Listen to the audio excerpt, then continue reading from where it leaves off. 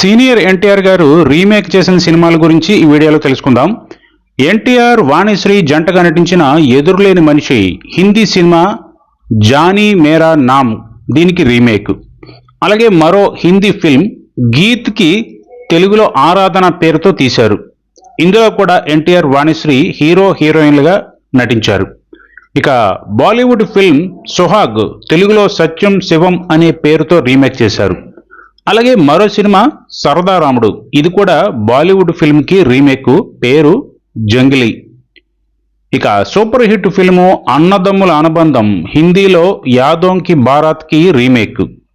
అలాగే తమిళ సినిమా బాగా పెరివినైని తెలుగులో కలిసి ఉంటే కలత సుఖంగా తీశారు. ఇక ఆ తర్వాత సినిమా రక్త సంబంధం, దీనికి తమిళ సినిమా పసా మలర్ నుండి రీమేక్ చేశారు. అలాగే హిందీ మూవీ భాయ్, దీనికి రీమేకు సభాష్ రాముడు. అలాగే తమిళ సినిమా కథ మెదైకి రీమేకు ఆత్మబంధువు. ఇక మరో సినిమా తోడు నీడకి తమిళ నుండి రీమేక్ చేశారు, పేరు కర్పాగం. ఇక మర్మయోగి, ఇది ఒరిజినల్ వెర్షన్ తమిళ్, ఆ సినిమా పేరు కూడా మర్మయోగే. అలాగే హిందీ సినిమా పూల్ ఔర్ పత్తర్కి రీమేక్ నిండు మనసులు. అలాగే బాలీవుడ్ హీరో అమితాబ్ నటించిన డాన్ తెలుగు వెర్షన్లో యుగంధర్గా మలిచారు. అలాగే అమితాబ్ మరో మూవీ ఖూన్ పసీనాకి రీమేక్ టైగర్, ఇందులో ఎన్టీఆర్ రజనీకాంత్లు నటించారు. ఇక అక్బర్ సలీం అనార్కలి సినిమా హిందీ వెర్షన్ ముఘల్ ఈ అజమ్, దీనికి రీమేక్.